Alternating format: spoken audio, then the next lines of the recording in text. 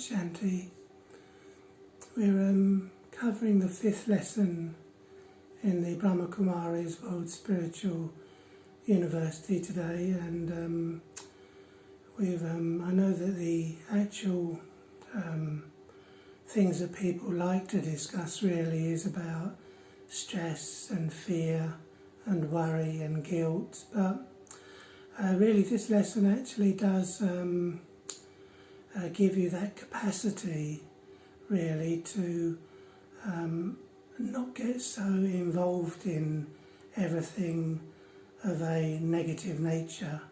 And I think you'll find that it's quite an eye-opening lesson when you actually take on board the full weight of the lesson, because all of the Brahma Kumari's World Spiritual University are basically getting the human soul in a less emotional attached state, which is what we take as read, that we will become emotionally disturbed to some degrees, but when you take it to its extreme level, then you end up with depression and many physical illnesses evolve because of the pressure in the mind affecting the body, and of course making the situations of the external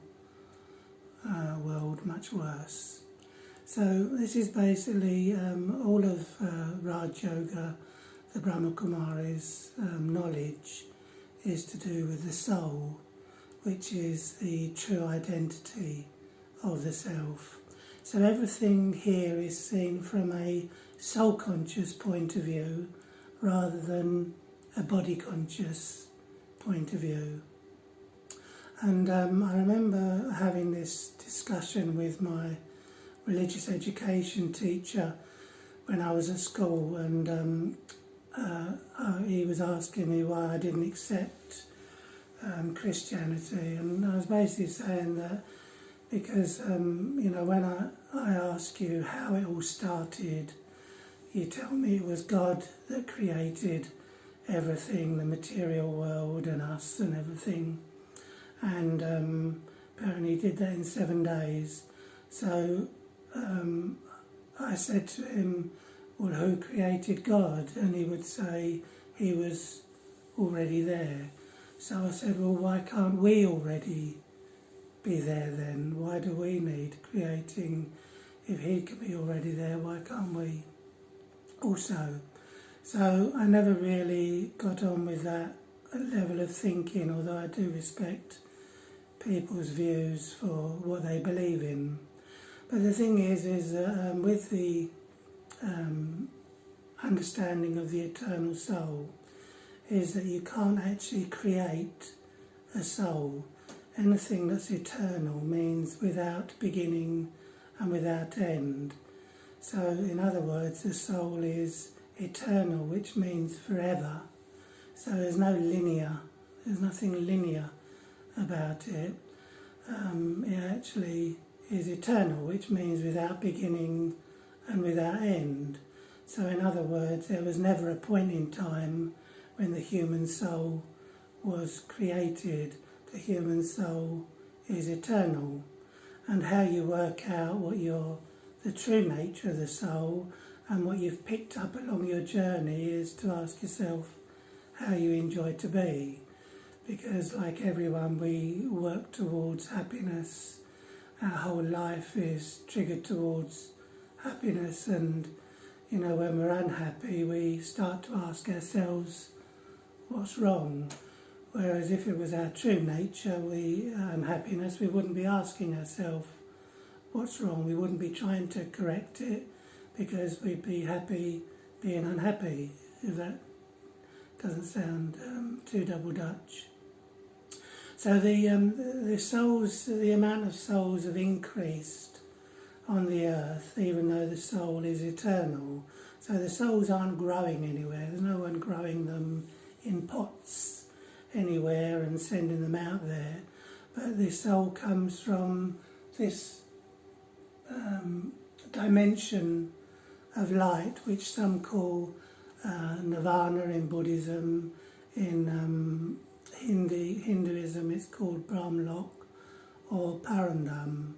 So the soul is actually coming from this place to play its role down on Mother Earth. So what you've got really is, as Shakespeare said, you've got all the actors having their entrances and their exits, and this is a world stage, basically, which makes everything that happens a drama. People obviously don't see it as a drama. In actual fact, the human being or human soul is so caught up now is that when they're even watching television, they get very emotional, and there's film crew in there, and there's the producers in there, and all the actors aren't being used, yet in that particular scene are also thereabouts.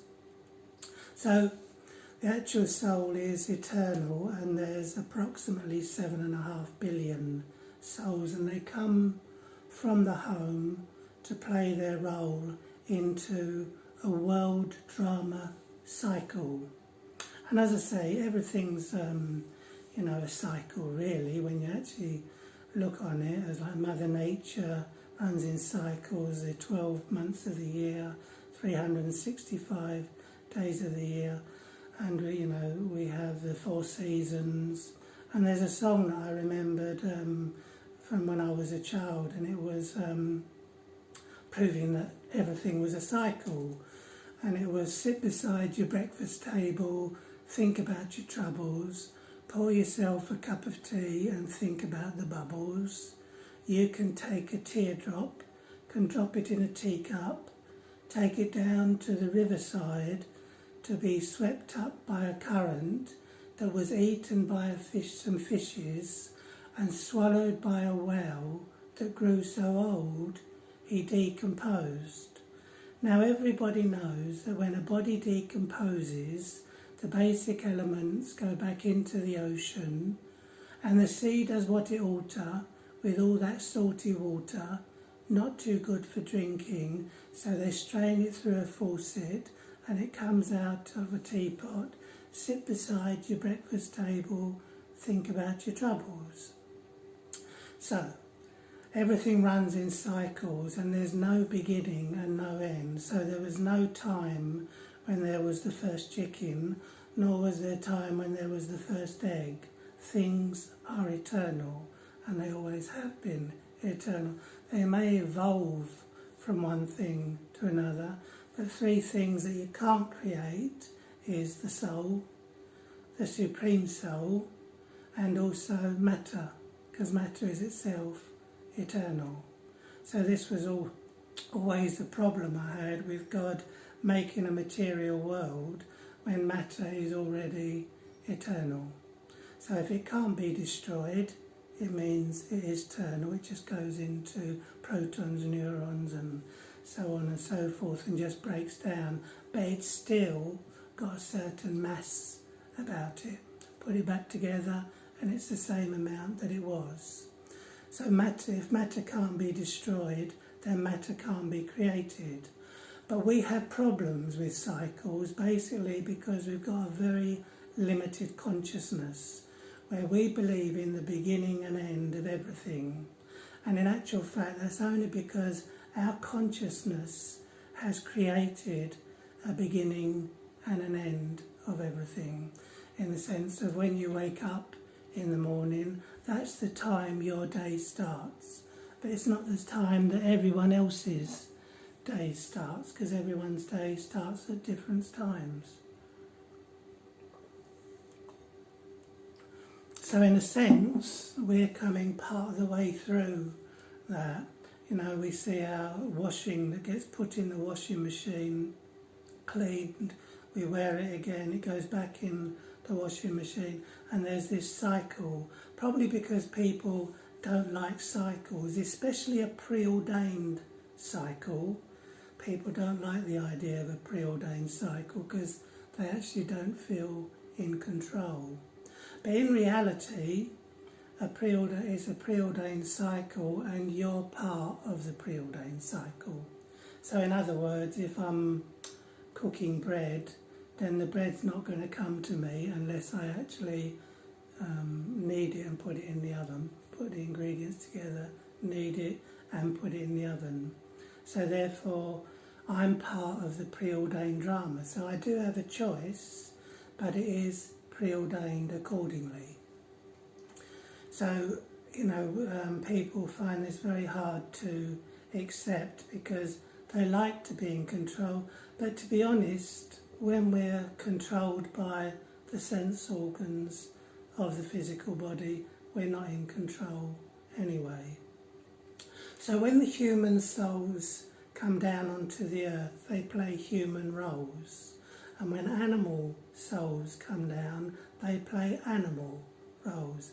An animal will never reincarnate as a human, and a human will never reincarnate as an animal. When you get people talking about their past lives, it's never as a deer or a pig, as far as I've been told. Anyway, so therefore we have this eternal world drama cycle, and each soul is coming to play their roles. Some have very large capacities, so they take many lives on the world stage. Some have very limited capacities, they play very limited roles on the world, maybe 1 or 2 births in a world drama cycle. The world drama cycle goes from a new state to an old state. So everything changes from new to old, and then it becomes renewed again. So we go through this eternal cycle. So you're not actually caught up in this wheel, but you're experiencing the variety forms of happiness. You're not in a vicious circle. The cycle is taking place on earth, but while you're flooding and glowing with happiness and there's love all around you, then you just enjoy what they call the matrix, they call the existence on earth. So the soul comes in a pure state and bursts into happiness in its new beginning, and it enjoys itself throughout many, many lives.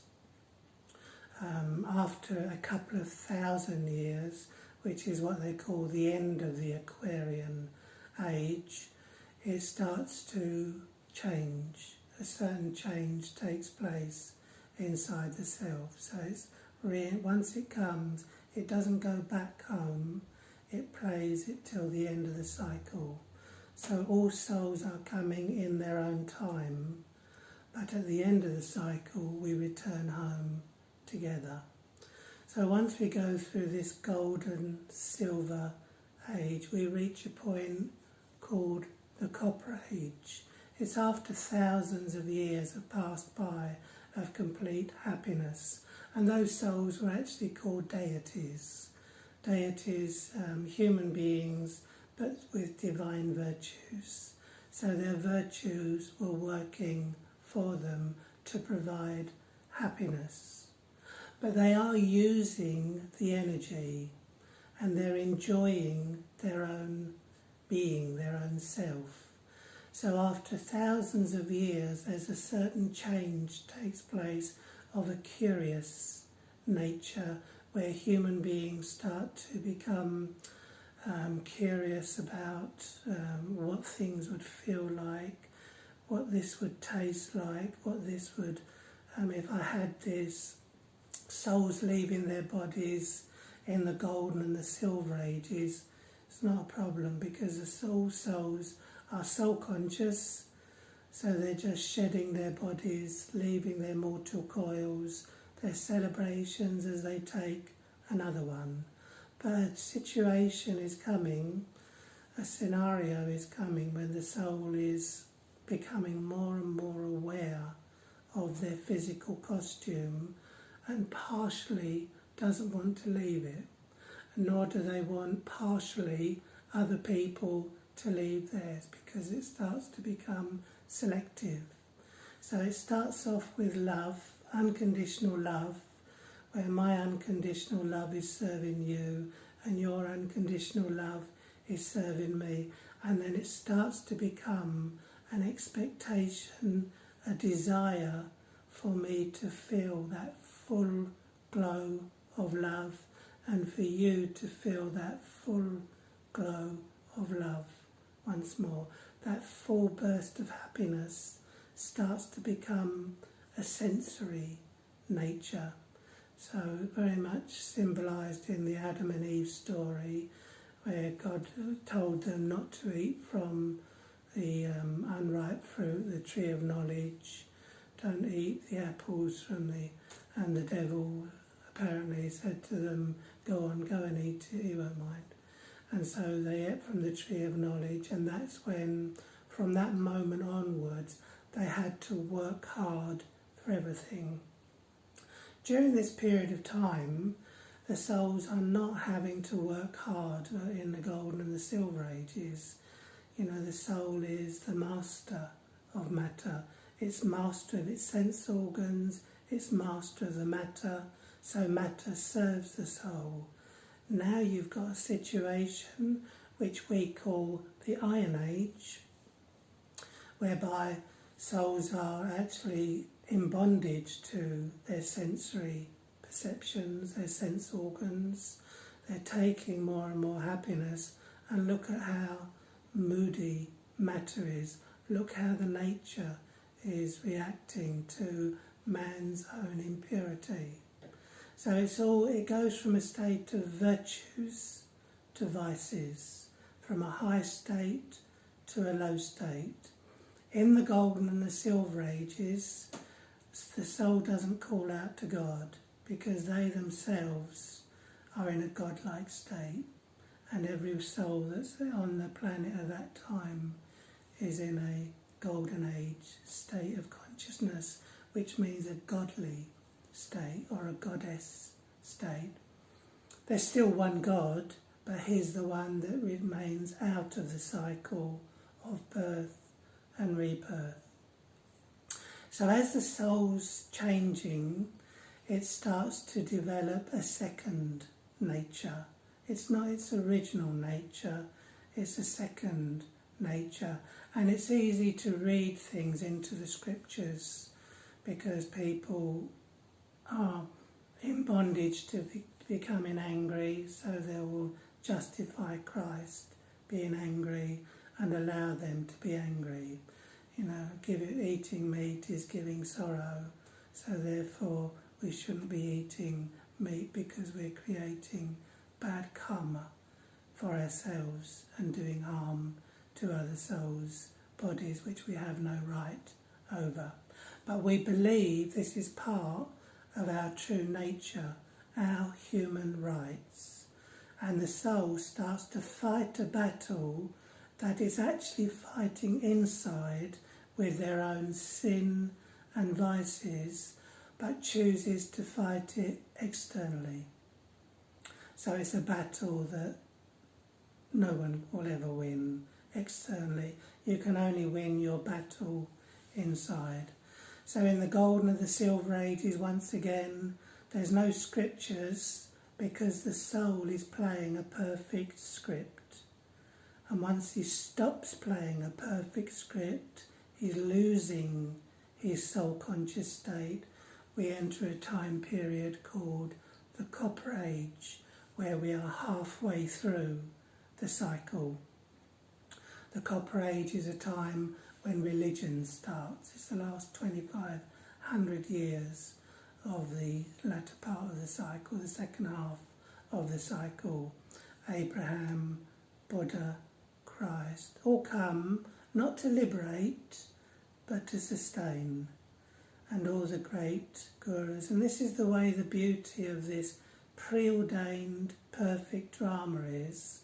At a time of need, when Mother Earth needs a new soul to come down from the home of light who hasn't got a body, they come down onto the earth into a body in their purest state to give a message, to give sustenance, to slow the decline, but still the decline continues, and it's meant to as well. There's nothing wrong with it declining as long as we've still got happiness, as long as we've still got some aspects of love around us. We will not be completely unhappy as long as we can find our peace in some place, somewhere. The cycle has to continue until the peace, the love, the happiness has run out. So during this time period called the Copper Age, some call it the Bronze Age, the soul is in a state of duality. So they're partially soul conscious, partially moral, and partially body conscious, partially immoral.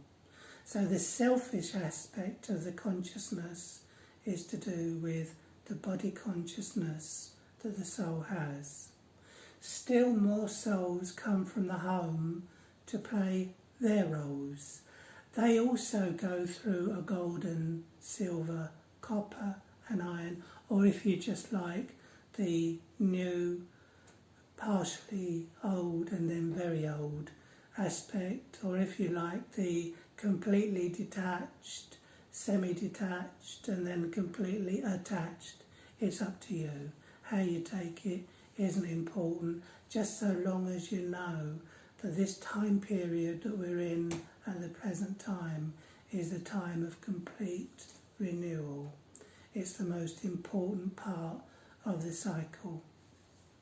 Once the human soul has become more and more body conscious, and just a semblance, just a trace of its soul conscious state remains, then that's when the time for the Supreme Being to descend onto earth to give the knowledge of the original soul conscious God and Goddess state that the human soul is capable of.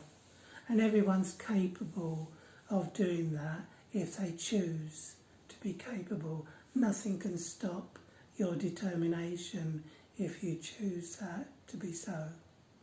So the Golden Age is the most beautiful, pristine time of the earth, but all souls have their own Golden Age at different times. They have their own heaven on earth. Some are even still enjoying their own heaven or semi-heaven, and they're using up their power through their roles. So no one's to blame for an actor playing a role in a drama. They're meant to play roles in a drama. They each have their entrances and their exits. But when we're actually bringing all the baggage in the form of negativity, fear and worry from one birth to the next, because they say you can't take anything with you, but this was understood on a material level, which is why the Egyptians tried to bury all their wealth with them in their tombs, and some even had the innards of his stomach removed so he could take his wealth with him. But the soul left the body and left it behind in the body. But we do take our sanskaras with us, the same mind, the same intellect, and the sanskaras. And the sanskaras are mostly the baggage from the past lives that we're bringing forward towards the end of the cycle.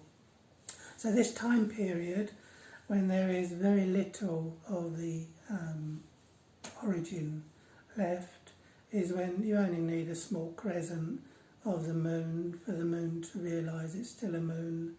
And so that's when God comes and triggers the purity again within the soul, tells them what they once were, how they're going to become again, which is what the real meaning of hum so hum means. That which I once was, a pure soul, a divine being, I'm now becoming once again with the support of God's love. My love isn't reliable, it isn't consistent, so I take the support of God's love for me, and I practice trying to mimic, trying to copy that love for everyone. And as the detached and loving, the non-attached and loving state grows inside of me, so does my light. It becomes easier and easier to become aware of the self and retain the stillness and stability of the self.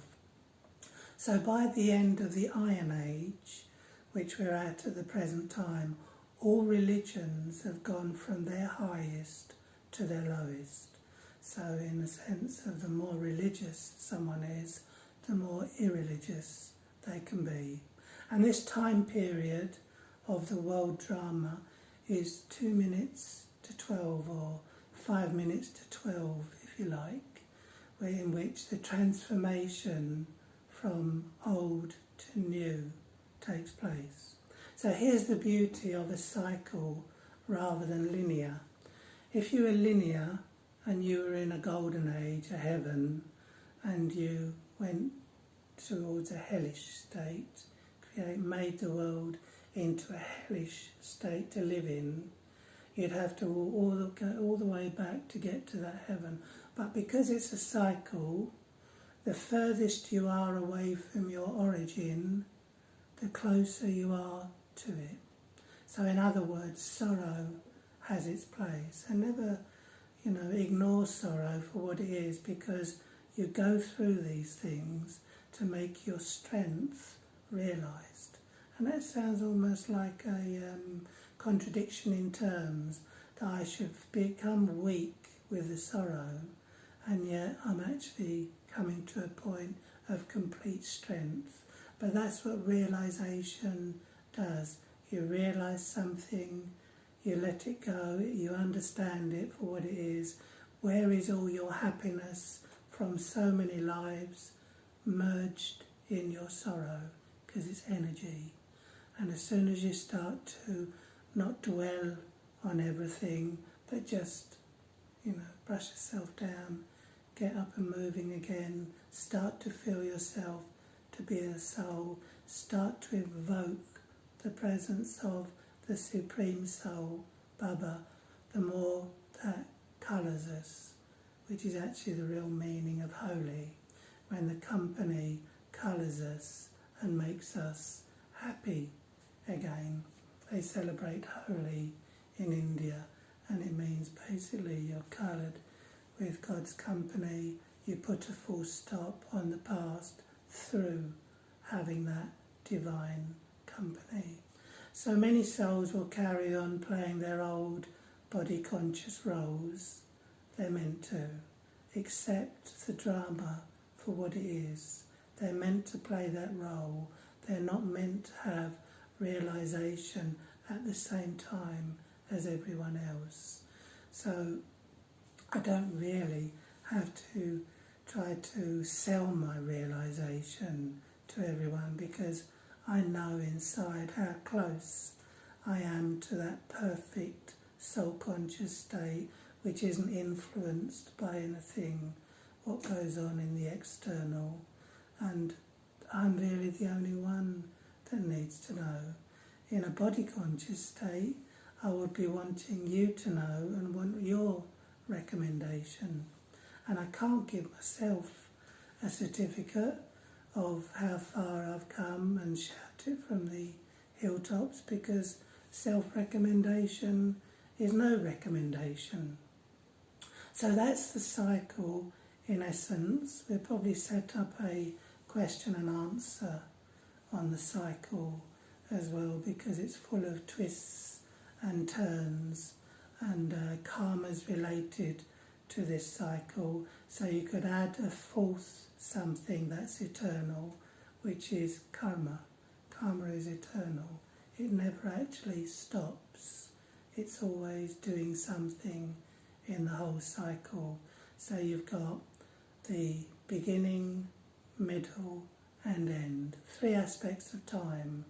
The future becomes the present becomes the past, and the past becomes the future again. That's where all your deja vus come in, because people are remembering something from the previous cycle. That powerful is the memory. So we'll finish off with some meditation now, and I'll put on a little bit of music to finish this video. Have a lovely day. Om Shanti.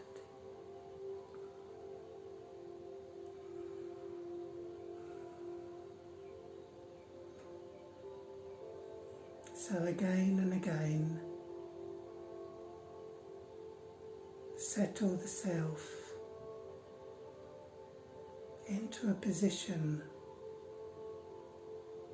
at the centre of the forehead,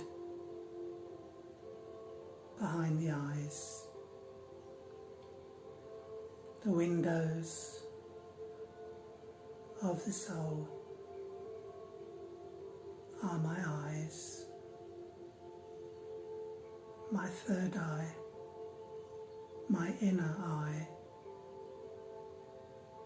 is what I choose to make visible, even though it was invisible. I imagine a golden age world where nature is at its cleanest, where nature is saying to the human soul, your wish is my command. And I see myself in a light body, a body of matter, but it is as light as a feather, and the body is transforming my consciousness and transporting my consciousness across the earth, and the earth and the seas and the rivers are clean, pure. The air that I breathe is filled with the love that all the human deities have at this time.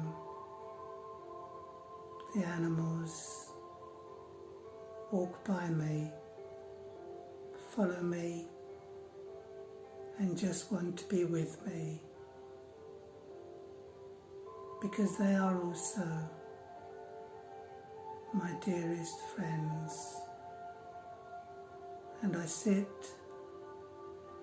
and I play with my brothers and my sisters